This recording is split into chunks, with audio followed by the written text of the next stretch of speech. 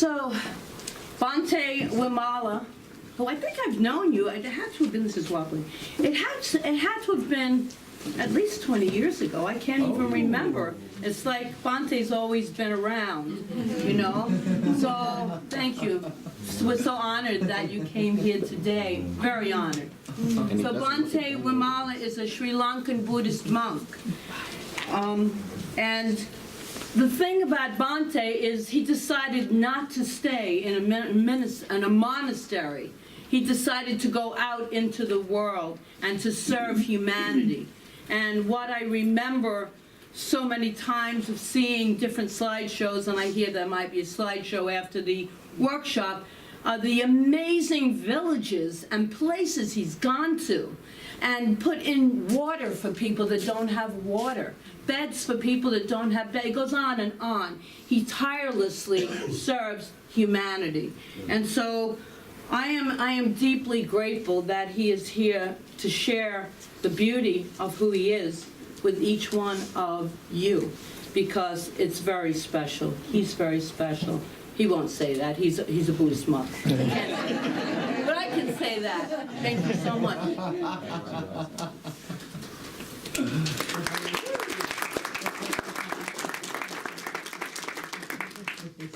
Thank you, and good morning, everybody. Good morning. It's a very cold day.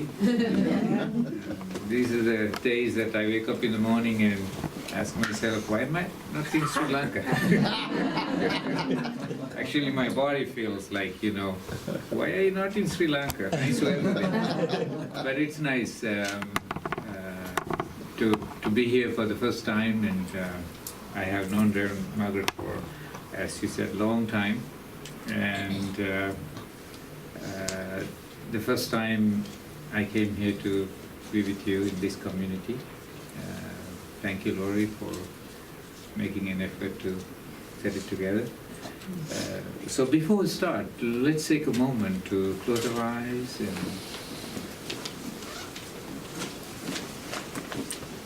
feel connected to ourselves.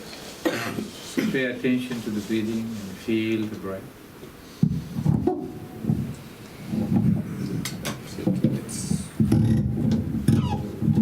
Let me to get it up a little bit more. Sorry. Okay. So, as you gently close your eyes, pay attention to your breathing. Feel the breath. Notice the sensation of the movement of your breath. As you mindfully breathe, follow the breath to the center of your chest. Notice the rhythmic rising and falling of your chest as you breathe in and out.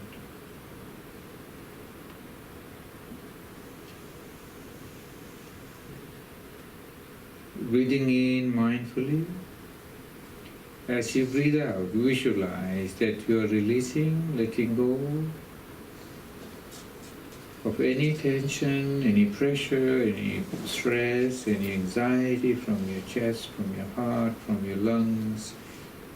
Empty the lungs and breathe out fully. And take a couple of breaths like that.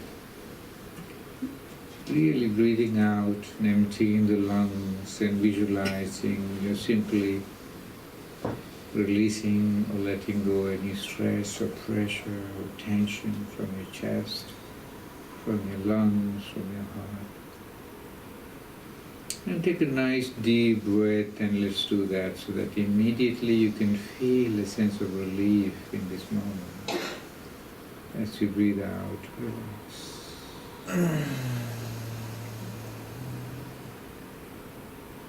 Relax. Breathing in mindfully and peacefully as you breathe in to the center of your chest.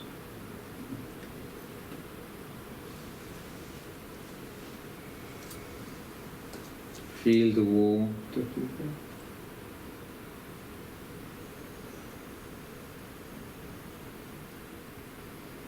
Feel the sensation of your breath.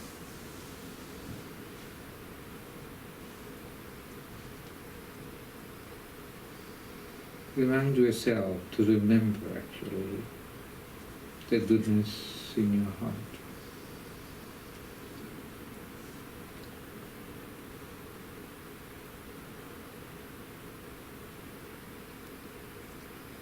Breathing in mindfully and peacefully, I would like to ask some questions about spirituality.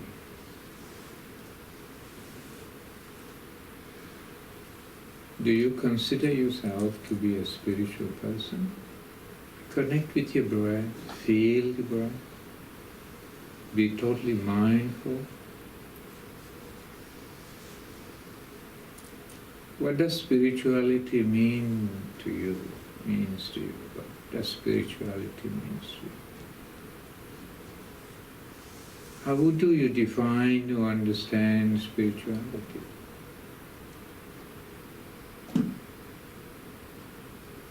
Do you consider yourself to be a spiritual person?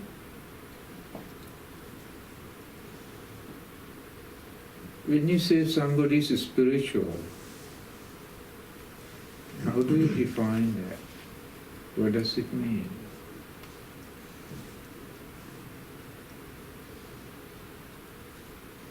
Are you a spiritual seeker?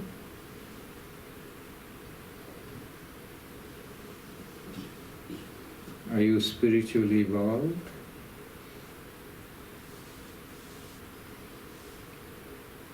These simple few questions, breathing in mindfully and peacefully.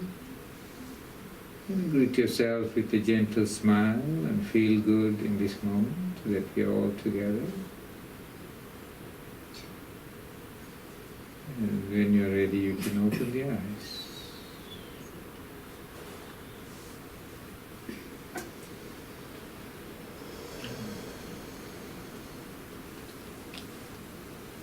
Today I was asked to speak about integrating spirituality into daily life, especially a new year has begun, and mostly whenever year changes and New Year starts, we all have New Year resolutions, and this might be a good chance for you to ask really about your own spirituality and what does it mean by spirituality, and how you have grown spiritually, or have you grown spiritually. And when people ask me, some people assume, of course, I'm a monk and because of that I'm spiritual. And but it does not necessarily mean that I'm spiritual, because my clothes doesn't make me spiritual. My shaving head, taking precepts doesn't make me spiritual. Of course, if those things make me spiritual, it's so easy for me to make all of you spiritual in half an hour, 1 hour, change your clothes and shave your head. You'll be done, you're spiritual. And so what does it mean when people ask me, what are you looking for when you say, you're a spiritual seeker? And what does it mean for me to become spiritual and live spiritually? And first, let's look at the word spirituality. That comes from the word spirit. Of course, we think it is the inner essence, the positive potential, the heart energy that we all carry within us. So, when I say I want to become spiritual, or I want to grow spiritually, and I would say I want to connect with that positive essence within me, the heart energy, the spiritual wisdom within me. And this essence, spiritual essence that we hold within us, express itself in many different ways. And kindness, is an expression of that spiritual energy, and that spiritual energy flows. How do we know? Like compassion is a flow of that spiritual energy. Loving kindness, patience, generosity, egolessness, humility. All these virtues I consider as different expressions of that spiritual energy. So when I say I want to grow spiritually, I would say I want to be kinder, I want to be more loving, I want to be more compassionate, I want to be humble in humility into my life, I want to be less egocentric. And when I strengthen these virtues within me, when I nurture them, I feel I'm growing spiritually. I'm growing spiritually. So, how do I know I'm growing spiritually? Because as I nurture these virtues within me, of course there are many levels of spirituality that we can talk about, but we're talking about simple basic level, because how we are integrating spirituality into life, that's how we do it. So how do I know that I am spiritual, or I'm experiencing a spiritual moment? How do you know? And how do I know? When I feel kindness, the moment kindness rises within me, I feel a sense of comfort. And I know the person next to me or the people around me feel that. Right? So when I am genuinely loving, and that love flows through me, and I feel the nurturing of that love. And when I speak a word with that energy, somebody can sense it and feel the warmth of that love. You don't have to say, I love you. Your presence, your words, your actions are radiating that energy naturally. Naturally. So there are a lot of people who say, I love you, this is this, but completely empty. It's a word that comes from head and high level of anxiety or emotion, but lack the connection with the energy of heart or spirit. Because of that, it becomes very painful argument to prove that you are loving somebody. And it becomes a struggle to be loved, because what you think who you are is an image created by an emotional belief. So, loving kindness, that's why even when the moment that you feel that love, spiritual, it is a moment of freedom, because when I radiate love, I'm not expecting you to love me naturally. Why I'm radiating love is not necessarily I'm going to benefit from you, because I love you and now you love me and I will be happy because I'm being loved by you because I love you. So it is different, because when I am genuinely loving, I know as that energy rises within me, I am already experienced the nurturing of love. When you say you love me, of course I have an emotional fulfillment. Yeah, I just feel good when I hear somebody say, oh, I love you. But maybe 1,000 people can tell you I love you, but you could be the most miserable person. But if you just love one person genuinely, and if you radiate that, you're going to be a very comfortable and nurtured person. So, the same thing about egolessness. You become less egotistical and less selfish, because you begin to see, as you become more spiritual, of course, first thing, that you are happier. How do you know that I'm spiritual? I feel I'm happy. So when I go on a trip, sometimes I go on very long trips. Often it is like, 2 weeks I will take like 10 flights or go to 4 continents and do all kinds of things. And it's very common, normal for me, for my trips. So before I get on a trip, started a trip, I meditate and relax, and I remind myself. And this trip, until I go and come back, I'm going to get many flights, I'm going to see the airport lines and security checkups, some people double check me or triple check me, but not in one moment I won't be upset or angry or distressed. I am fully capable of finishing this journey without being anxious or stressed. Why? If you come to that place of spirit and act from there, perceive things from that place, nothing can cause you stress. It's very interesting to see this. And sometimes people know that I have been traveling 40 hours and changing 3 flights and coming, changing time zones and coming there, and I'm like bubbly and happy. It's not always, but most of the time like that.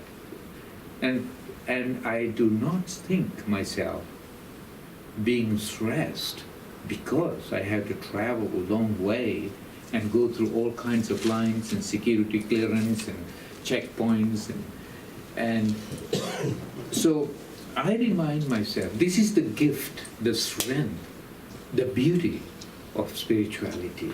Because as you become stronger in your patience and you begin to see, to be spiritual is to be fully present, and spirit lacks or any negative energy, or spirituality has no negative feelings or negative energy.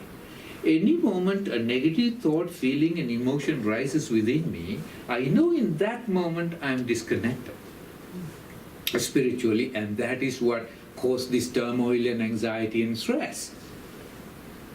And so if I decide that I have that strength within me, I go on a trip. I fly average, I think even this year already, maybe 150,000 miles I flew. I might have changed time zones maybe 20 times this year, right? Or last year, 2017. Maybe more than that. Last year. This week. So, so I'm starting another trip very soon. But the thing is this, and then I go to some of the worst places where even last November I went there. From the airport from I arrived until I left 4 days, I had 4 armed guards, so military around me all the time, because I was in Bangladesh where this refugee crisis is Rohingyas. And even the army was even in the hotel. And they were very concerned. But there was not one sign of stress. Why? I remind myself that spiritual essence that I have within me, if I connect with that, I can face any challenge. I know I'm not naive. I know it is dangerous. I'm not naive. Many people even did not want me to go because it's a problem, because Burma is a Buddhist country and Bangladesh is a Muslim country, and Buddhists were fighting the Muslims there, or the Burmese government, military chased them, and now they're there. They hate Buddhism and Buddhist monks, everybody, and it's a Muslim country, and there is no Buddhist there. I mean, I was surrounded by the army that is Muslim, not Buddhist or Hindu. So you're in a strange situation, But the thing is this, I had amazing discussions with the military commanders, the government people, and I went to the places, and even they were concerned. They said, we cannot let you go to this place. I said, no. And then they opened up every place for me. And so what is interesting is that when the spiritual energy flows, we all have the potential within us to do it. But I'm talking about how I live. It's not like from a book. But and also the reason why I'm sharing it's not for an egoistic reason. Maybe there is a little ego in it, but just mostly for personal inspire you to see, look at the possibilities. You get up in the morning, and if you set the right consciousness and remind yourself that spiritual essence that you hold within you, and if you're able to really connect, nothing can be there. And these days there is a lot of turmoil going on. A lot of people call me being upset, angry, upset, this and that. And then when I'm not negative, they think, oh, you're supporting Trump. And I said, Trump or not, it doesn't matter. I'm not, the spirit does not have negative energy, right? And if it is a spiritual place, I'm trying to talk to you from a spiritual place, I'm not there to because people who are negatively disturbed, you have to remember that's where your strength, spiritual strength has to be there. Because people who are depressed, negatively distressed, angry and bitter about things want to infect you with their thoughts and feelings and energy. That's the only effort. If you talk to them 5 minutes, they want you to believe what they say. And feel what they feel, right? It is a desire that you want to be infecting others with your negativity. But I'm not going to let you infect me with your negativity, no matter how terrible the problem is. And if I want to really be a part of a solution of something, and then I think it is important for me to hold my ground. And to say, well, the world is like this. Many presidents has come and gone. There had been all kinds of things happening. This is nothing new. It's a human nature. Why are you just thinking it's the end of the world? But you have the power to get up in the morning, and it's your life at the end. How you feel is what defines your quality of life. Then why you just allow all these things to depress you? Does it do any good? No. No. But the thing is this, that if you are spiritually connected, you begin to see the cause and effect relationship. Because you see that there is desperate situation. As you know that I have been to worst situations around the world in very difficult places. People have died after tsunami or typhoon or earthquake and things like that. And in all these moments, when I see that people have died and all that, I'm not going to sit there and just to cry with them and depressed and feel upset. And I said, okay, if I'm there, if I want to become part of a solution, I see somebody whose family is lost, because of typhoon or, the tsunami or something like that, or earthquake, and I'm just there. I just think that my ability to prevent myself becoming negative, even sadness. I don't say sadness is bad, but I think that I don't need to be sad to offer you compassion. Do you understand? Yes. And the moment I'm disturbed by sadness, how can I help you? I'm radiating the same energy like everybody else. I'm participating in everybody else's suffering. So, especially in these days, that you have to remind yourself, whatever the politicians do, whatever the governments does, and of course we can be a positive influence in some ways, but no good reason for me to wake up and feel miserable. There's no good reason in the world. Because at the end, if I were to make a difference, I need to come to that place of spiritual strength within me. And from there, just like when I take a trip, and I see the flight get cancelled, or people, being upset, or, like last time I told you, I was sitting there in the plane and somebody, now I'm going there, okay, I'm determined. I'm going to be relaxed and lighthearted and it's going to be no stress on my trip, right? I get through all the security lines and everything and now sitting in the plane and there's somebody who is very overweight sitting there snoring. It's a 13-hour flight. Why? I have to remind myself because the mechanical reactions now, what is it?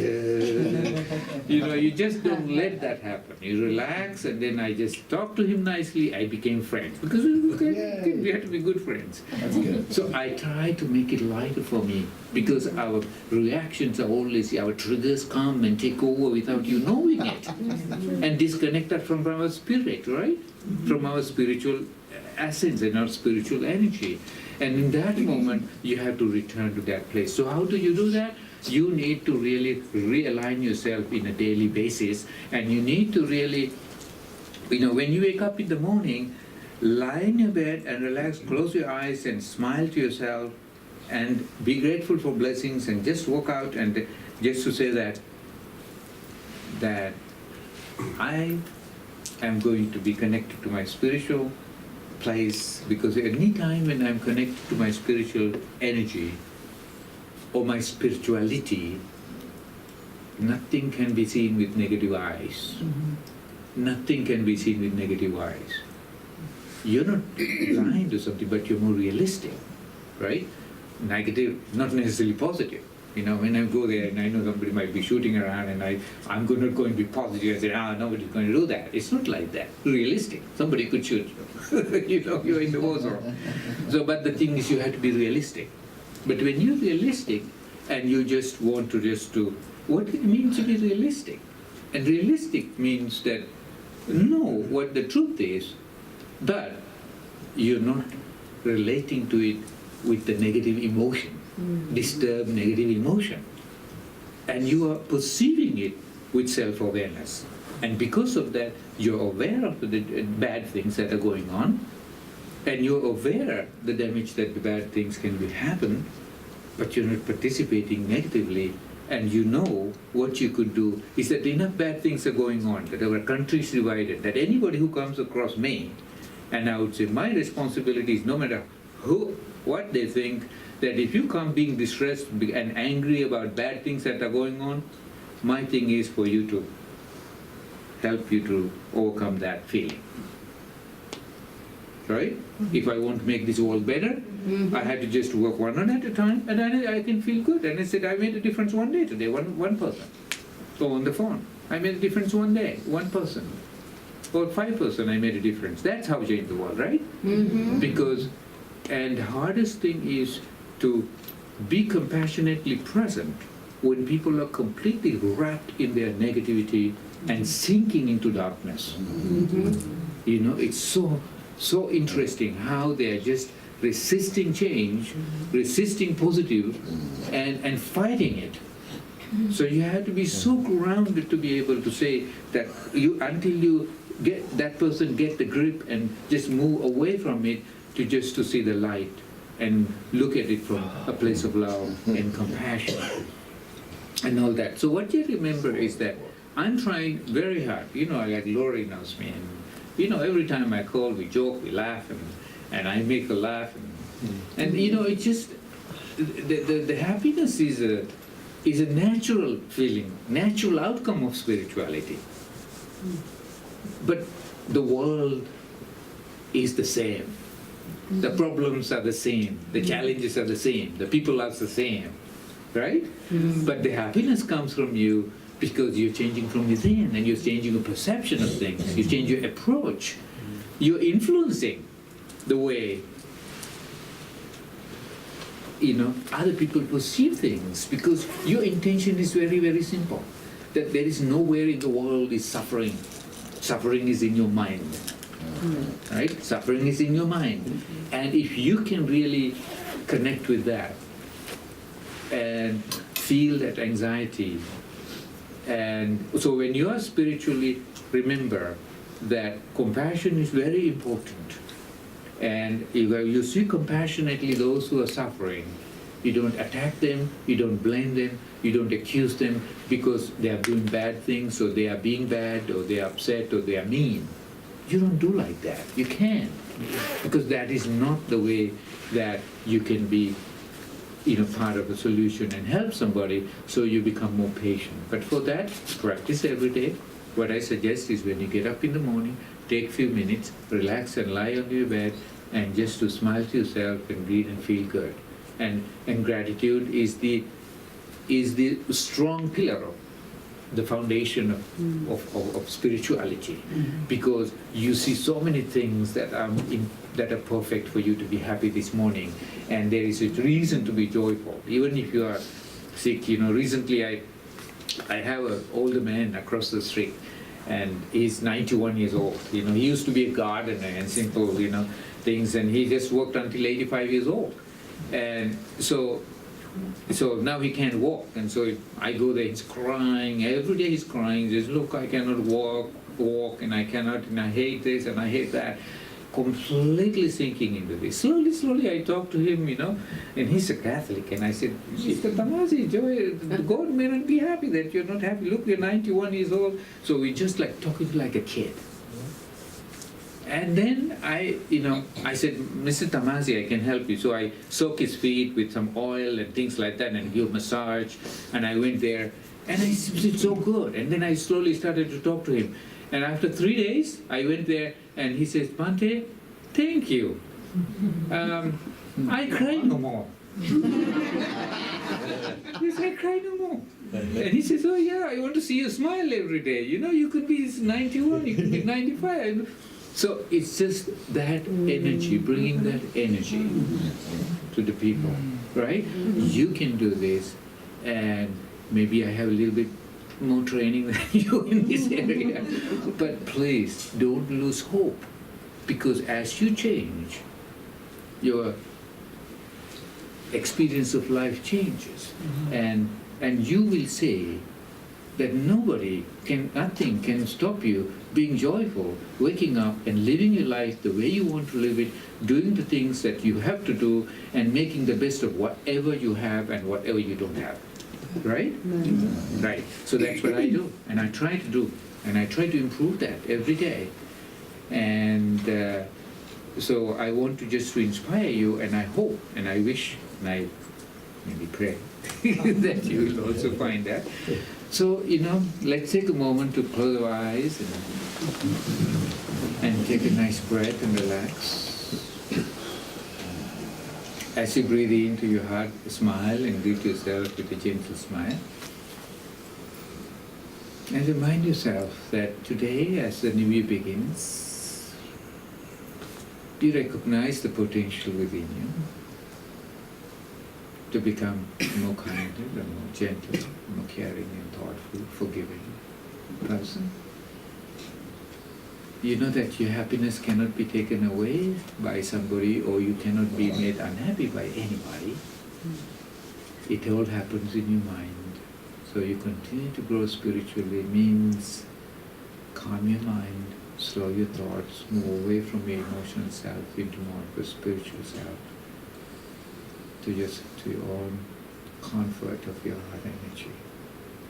And may you find wisdom and clarity. May you find courage and confidence to reach yourself, change yourself, transform yourself, and experience the best of who you are in this lifetime. Mindfully bring your palms together and put it in the center of your chest. Feel the side of the palms touching the side of the thumbs and touching your center of your chest. Relax and breathe.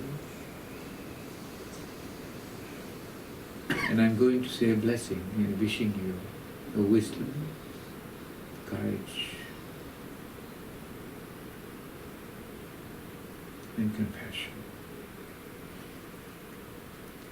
Bhavatu sabbha mangalam, rakhantu sabbha devata,